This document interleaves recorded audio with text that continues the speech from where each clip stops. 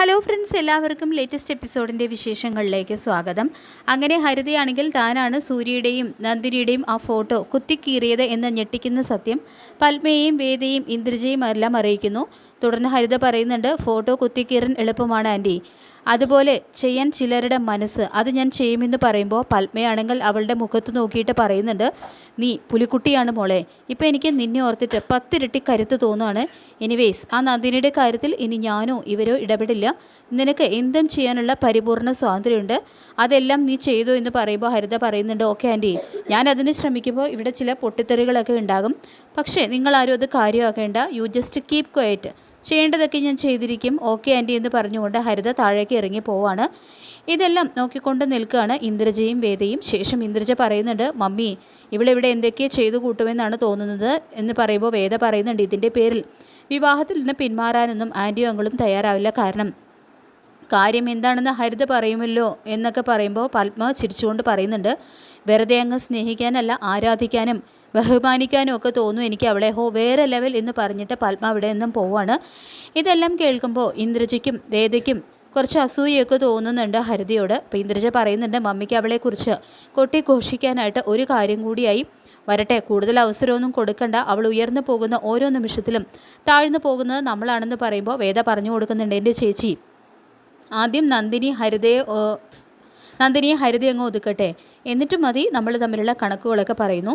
പിന്നീട് കാണിക്കുന്നത് ദേഷ്യത്തോടെ അങ്ങോട്ടും ഇങ്ങോട്ടും നടക്കുന്ന സൂര്യയാണ്. അപ്പോൾ യതീന്ദ്രൻ സാർ വന്നിട്ട് സൂര്യയെ നോക്കി സൂര്യ എന്ന് വിളിക്കുന്നുണ്ട്. അപ്പോൾ സൂര്യ പറയുന്നുണ്ട്, എന്തൊക്കെയാണ് അച്ഛൻ ഇവിടെ നടക്കുന്നത്, അച്ഛൻ ഇതൊക്കെ കണ്ടിട്ട് ക്ഷമിക്കാൻ തോന്നുന്നുണ്ടോ എന്ന് ചോദിക്കുമ്പോൾ, അതൊക്കെ വീട് സൂര്യ, നീ അടങ്ങ് എന്നൊക്കെ പറയുന്നുണ്ട് യതീന്ദ്രൻ.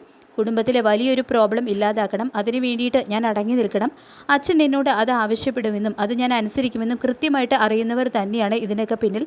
എത്ര രസകരമായിട്ടാണ് അവൾ കാര്യങ്ങളൊക്കെ ഇംപ്ലിമെൻറ്റ് ചെയ്തിരിക്കുന്നത്. കഴിഞ്ഞ ദിവസം വരെ നന്ദിനിയുടെയും എൻ്റെയും ഫോട്ടോ ആ ചുമരിലുണ്ടായിരുന്നു, പെട്ടെന്ന് ഒരു ദിവസം അതങ്ങ് തകർക്കപ്പെടുന്നു. അതൊരു കൂട്ടരുടെ മനസ്സുകൂടിയാണ്, അത് അവരുടെ ആഗ്രഹമാണ്, ഞാനും നന്ദിനിയും ഇല്ലാത്ത ഒരു വീട്. അപ്പോൾ രഞ്ജിത്തും അവിടേക്ക് വരികയാണ്. തുടർന്ന് യന്ത്രീന്ദ്രൻ പറയുന്നുണ്ട്, സൂര്യ നീ ഇങ്ങനെ ചിന്തിക്കേണ്ട ആവശ്യമൊന്നുമില്ല, അങ്ങനെ നിന്നെ ഒഴിവാക്കാൻ ആർക്കും പറ്റില്ല എന്ന് പറയുന്നു. അപ്പോൾ സൂര്യ എന്ന് വിളിച്ചുകൊണ്ട് രഞ്ജിത്ത് സൂര്യയുടെ അടുത്തേക്ക് വരികയാണ്. രഞ്ജിത്തിനെ കാണുന്നതും ദാ വന്നു എന്ന് പറഞ്ഞുകൊണ്ട് സൂര്യ തിരിഞ്ഞു നിൽക്കുകയാണ്.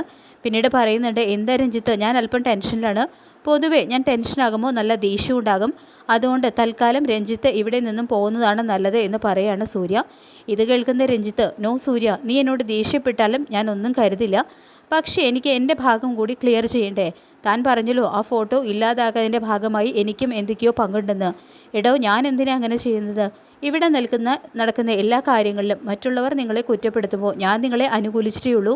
ഞാൻ നന്ദിനിയെ സൂര്യയുടെ ഭാര്യയായിട്ടാണ് കാണുന്നത്, അല്ലാതെ നന്ദിനി ജീവിച്ച വീടോ ആരുടെ മകളോ എന്നൊന്നും അല്ല ഞാൻ പറയുന്നത്, സത്യമാണ് എന്ന് പറയുമ്പോൾ സൂര്യ പറയുന്നുണ്ട്, രഞ്ജിത്തിനോട് പറയുന്നുണ്ട്, രഞ്ജിത്തെ നീ മിടുക്കനാണ്, ഈ വീട്ടിൽ ഞാൻ ഒഴിച്ച് മറ്റെല്ലാവരുടെയും കണ്ണിലും പൊടിയിടാനുള്ള സകല തന്ത്രവും നിൻ്റെ കയ്യിലുണ്ടെന്ന് എനിക്കറിയാം, പക്ഷെ അത് എന്നോട് വേണ്ട, അതാണ് ഞാൻ പറയുന്നത് എന്ന് പറഞ്ഞുകൊണ്ട് സൂര്യ തിരിഞ്ഞു നിൽക്കുകയാണ്. തുടർന്ന് രഞ്ജിത്ത് വീണ്ടും പറയുന്നുണ്ട്, യതീന്ദ്രനോട് പറയുന്നുണ്ട്, അങ്കിള് പറ്റുമെങ്കിൽ സൂര്യയെ പറഞ്ഞൊന്ന് മനസ്സിലാക്കുക. ഇത് കേൾക്കുന്ന സൂര്യയാണെങ്കിൽ തിരിച്ചു നിന്നിട്ട്, അച്ഛനോടൊന്നും നീ സംസാരിക്കണ്ട, തനിക്ക് സംസാരിക്കാനുള്ളത് എന്നോടല്ലേ, എന്നോട് പറയുമ്പോൾ യതീന്ദ്രൻ പറയുന്നുണ്ട്, സൂര്യ അതൊക്കെ വിട്ടുകള മോനെ, രഞ്ജിത്തെ നീ അങ്ങോട്ടേക്ക് ചെല്ലുമെന്ന് രഞ്ജിത്തിനെ പറഞ്ഞു വിടാൻ നോക്കുകയാണ് യതീന്ദ്രൻ. പക്ഷേ രഞ്ജിത്താകട്ടെ, ഇല്ല അങ്കിൾ, സൂര്യയ്ക്ക് എന്നെക്കുറിച്ചുള്ള തെറ്റിദ്ധാരണ മാറ്റി എന്ന് പറയാതെ ഞാൻ ഇവിടുന്ന് പോകില്ല എന്ന് പറഞ്ഞുകൊണ്ട് വാശിയോടുകൂടി അവിടെ നിൽക്കുകയാണ് കേട്ടോ രഞ്ജിത്ത്. അപ്പോൾ സൂര്യ പറയുന്നുണ്ട്, അത്രയ്ക്ക് നിർബന്ധ ബുദ്ധി കാണിക്കാനുള്ള ചങ്കൂറ്റം നിന്നെക്കൊണ്ട് ഉണ്ടോ രഞ്ജിത്തെ, സൂര്യയെ നേരിട്ട് എതിർക്കാനുള്ള ചങ്കൂറ്റം എൻ്റെ പെങ്ങൾ കാണിക്കുന്നുണ്ട്, അവൾ പലപ്പോഴും രക്ഷപ്പെടുന്നത് പെണ്ണാണ് എന്നുള്ള ആനുകൂല്യത്തിനാണ്, പക്ഷേ ഒരാണിനോട് ഞാൻ അങ്ങനെ ഒരു വിട്ടുവീഴ്ച കാണിച്ചെന്ന് വരില്ല. അപ്പോഴാണ് ഉദയൻ സൂര്യ എന്ന് വിളിച്ചിട്ട് അവിടേക്ക് വരുന്നത്. എന്ത് സൂര്യ, ഇതൊക്കെ ഏത് സമയം നോക്കിയാലും ഒരു വെളിവിൻ്റെ രൂപത്തിലാണോ സംസാരിക്കുന്നത്, ഞാനും എൻ്റെ മകനും ഒക്കെ സൂര്യയോട് എന്ത് തെറ്റാ ചെയ്തത് എന്നൊക്കെ ചോദിക്കുകയാണ്. അപ്പോൾ സൂര്യ പറയുന്നുണ്ട്, അങ്കിളെ ഞാൻ ഒരു കാര്യം പറയാം, എനിക്കൊന്നും ഒരാളോട് മറച്ചു വെച്ച് പെരുമാറാനായിട്ട് അറിയില്ല, എൻ്റെ മുഖത്ത് എന്താണോ അതെൻ്റെ മനസ്സിലുണ്ടാകും, എൻ്റെ സംസാരത്തിലുണ്ടാകും, അംഗീകരിക്കാൻ പറ്റാത്ത ഒരാൾ ചെയ്യേണ്ടത് ഞാനുമായിട്ടുള്ള സംസാരം ഒഴിവാക്കുക എന്നുള്ളതാണ്. ഇപ്പോൾ തന്നെ അങ്കിളിൻ്റെ മോൻ എൻ്റെ മുന്നിൽ നിൽക്കുന്നത് ആ ഫോട്ടോ കീറിയത് അവനല്ല എന്ന് പറയാൻ വേണ്ടിയിട്ടാണ്, പക്ഷേ ഞാനത് പൂർണ്ണമായിട്ടും വിശ്വസിക്കുന്നില്ല. അപ്പോൾ ഇത് കേൾക്കുമ്പോൾ തന്നെ ഉദയൻ ചോദിക്കുന്നുണ്ട്, അല്ല ഞാനും എൻ്റെ മകനും അത്രയ്ക്ക് ആയിട്ടാണെന്നാണോ നീ കരുതുന്നത്? അപ്പോൾ സൂര്യ പറയുന്നുണ്ട്, ഞാൻ അങ്ങനെ കരുതുന്നില്ല, പക്ഷേ അങ്ങനെ കരുതാനും എനിക്കൊട്ടും താമസമില്ല. ആ സമയത്ത് യതീന്ദ്രൻ വന്നിട്ട് പറയുന്നുണ്ട്, ഉദയ അവൻ ദേഷ്യം വന്നാൽ എങ്ങനെയൊക്കെയാണ് പെരുമാറുന്നത്, അതുകൊണ്ട് നീയും രഞ്ജിത്തും ഇപ്പോൾ അങ്ങോട്ടേക്ക് ചെല്ല് എന്ന് പറയുന്നുണ്ട് കേട്ടോ. പ്ലീസ് എന്നൊക്കെ പറഞ്ഞുകൊണ്ട് ഉദയനെയും രഞ്ജിത്തിനെയും അവിടെ നിന്നും പറഞ്ഞു വിടാണ്. തുടർന്ന് സൂര്യ പറയുന്നുണ്ട്, അച്ഛനും കണക്കാണ് മകനും കണക്കാണ്, പറഞ്ഞിട്ട് കാര്യമില്ല. പത്മ മേഡത്തിൻ്റെ ആങ്ങളും മകനും അല്ലേ എന്നൊക്കെ പറഞ്ഞുകൊണ്ട് ചിരിക്കുകയാണ്. അപ്പോൾ ഇതിനാണെങ്കിൽ അങ്ങ് ദേഷ്യം വരികയാണ്. സൂര്യ തൽക്കാലം നീ ഒന്ന് അടങ്ങ്, ഇതിൻ്റെ പേരിൽ ഇനി വേറൊരു പ്രശ്നം ഉണ്ടാകരുതെന്ന് പറഞ്ഞു നിൽക്കുകയാണ് കേട്ടോ. പിന്നീട് രാത്രിയിൽ നന്ദിനി കിച്ചണിൽ ഇങ്ങനെ ഒരേ ആലോചനയായിട്ട് ഒരേ ഇരിപ്പാണ്. തുടർന്ന് രാജു നന്ദിനി മോളെ എന്ന് വിളിക്കുകയാണ്. അപ്പോൾ നന്ദിനിയാണെങ്കിൽ അതൊന്നും അറിയുന്നതേയില്ല. മോളെ എന്ന് വിളിക്കുമ്പോൾ തിരിഞ്ഞു നോക്കുന്നുണ്ട്. മോളിപ്പോഴും ഇതേ ആലോചിച്ച് തന്നെ ഇരിപ്പാണോ? മോൾ ഈ വീട്ടിൽ ഉണ്ടായതിന് ഒരേ ഒരു അടയാളം ആ ഫോട്ടോ ആയിരുന്നു. മോൾക്ക് സങ്കടമുണ്ടോ എന്നെല്ലാം ചോദിക്കുമ്പോൾ നന്ദിനി പറയുന്നുണ്ട്, എനിക്കതിൽ വലിയ സങ്കടമൊന്നുമില്ല രാജേട്ടാ. പത്മ മേഡം അത് കുപ്പത്തൊട്ടിൽ എറിയാൻ പറഞ്ഞില്ലേ, എത്രയോ മുൻപേ അവരെന്നെ കുപ്പത്തൊട്ടിൽ എറിഞ്ഞിട്ടുണ്ട്. പക്ഷേ സൂര്യ സാറ് വല്ലാതായി പോയി. ആ ചുമരിൽ നിന്നും എന്നെ മാത്രമല്ലല്ലോ സൂര്യൻ സാറിനെയും കൂടി അവല്ലേ അവഗണിച്ചത്. എനിക്ക് തന്ന അതേ അവഗണന തന്നെയല്ലേ സൂര്യ സാറിനും കൊടുത്തത്. ഇത് കണ്ടൊക്കെ ആർക്കാ നേട്ടം? തൊട്ടതിനും പിടിച്ചതിനുമൊക്കെ ഈ കുടുംബത്തിൽ ഒരു പ്രശ്നം ഉണ്ടാകണമെന്ന് ആരാണ് ആഗ്രഹിക്കുന്നത്? ഇപ്പോൾ രാജു പറയുന്നുണ്ട്, ആരാ ആഗ്രഹിക്കാത്തത്? ഇവിടെയുള്ളവരെല്ലാവരും ദുഷ്ടരാണ് മോളെ. ഒരു കാര്യം രാജുവേട്ടൻ പറയാം, ഇന്നലെ പാതിരാത്രി ഇത് ചെയ്തത് ആരായിരുന്നാലും അവരതിൻ്റെ വേദന അനുഭവിക്കും മോളെ, കരയും എന്ന് പറയുമ്പോൾ നന്ദിനി പറയുന്നുണ്ട്, രാജേട്ട വേണ്ട, ആരെയും ശപിക്കണ്ട. ഞാൻ കരുതിയത് സൂര്യ സാറ് ഇത് നിസ്സാരമായിട്ട് എടുക്കുമെന്നാണ്. പക്ഷേ സൂര്യ സാറിൻ്റെ സങ്കടം കണ്ടപ്പോൾ എനിക്ക് ഭയങ്കര വിഷമമായി രാജുവേട്ട എന്ന് പറയുമ്പോൾ രാജു പറയുന്നുണ്ട്, മോളെ എൻ്റെ മനസ്സിൽ ചില കണക്കുകൂട്ടലുകളൊക്കെ ഉണ്ട്. കണക്കുകൂട്ടലുകളല്ല, അതെല്ലാം സത്യം തന്നെയാണ്. അപ്പോൾ നന്ദിനി അതെന്താണെന്ന് ചോദിക്കുമ്പോൾ രാജേട്ടൻ ആരെയാണ് സംശയം ചോദിക്കുമ്പോൾ, എൻ്റെ മോളെ ഇതിനു മുൻപ് ആ ഫോട്ടോ അവിടെ നിന്നതിൽ ഏറ്റവും അധികം പ്രശ്നം ഉണ്ടാക്കിയത് പത്മ മേഡമാണ്. മാഡം ദിവസവും മുകളിലേക്ക് കയറുമ്പോഴും താഴേക്ക് ഇറങ്ങി വരുമ്പോഴും ആ ഫോട്ടോ നോക്കിയിട്ട് അറപ്പോടുകൂടി നിൽക്കുന്നത് ഞാൻ പലവട്ടം കണ്ടിട്ടുണ്ട്. പക്ഷേ ഇതുവരേക്കും അതിനൊന്നും പറ്റാത്ത ചുമരിലിരുന്നു. പക്ഷേ ഇങ്ങനെ സംഭവിച്ചതെങ്കിൽ ഇപ്പോൾ വന്നവളാണ് അതിനുള്ള കാരണക്കാരി. രാജുവേട്ടന് സംശയമൊന്നുമില്ല മോളെ, ഇത് ആ അമേരിക്കക്കാരി അവൾ തന്നെ ചെയ്തതാണ് ഹരിത എന്ന് പറയുന്നുണ്ട്. അവൾക്കാണല്ലോ മറ്റാരേക്കാളും മോളോട് ഇത്ര വൈരാഗ്യം. അവൾ നടക്കുന്ന വീടിൻ്റെ ചുമരിൽ മോളുടെ ഫോട്ടോ ഇരിക്കരുതെന്ന് അവൾ ആഗ്രഹിച്ചു. അപ്പോൾ നന്ദിനി സങ്കടത്തോടു കൂടി പറയുന്നുണ്ട്, എന്താ രാജേട്ട വെറുതെ എന്നൊക്കെ പറയുന്നുണ്ട്. അപ്പോൾ രാജു പറയുന്നുണ്ട്, മോളുടെ മനസ്സിൽ എത്രമാത്രം വിഷമുണ്ടെന്ന് എനിക്ക് നന്നായിട്ട് അറിയാം. മോളത് പുറത്ത് കാണിക്കുന്നില്ല എന്നേ ഉള്ളൂ എന്ന് പറയുന്നുണ്ട്. അപ്പോൾ നന്ദിനി പറയുന്നുണ്ട്, നമ്മുടെ വിഷമത്തിനൊക്കെ എന്ത് വിലയാണ് രാജുവേട്ട ഈ വീട്ടിലുള്ളത്? നമ്മുടെ ഉള്ളു നൊന്താലും പുറമെ മുറിവേൽപ്പിച്ചാലും അവർ ചെയ്യാനുള്ളതൊക്കെ ചെയ്യും. നമുക്കിങ്ങനെ കാഴ്ചക്കാരായിട്ട് നിൽക്കാനേ പറ്റുകയുള്ളൂ എന്നൊക്കെ വളരെ വിഷമത്തോടു കൂടി പറയുകയാണ്.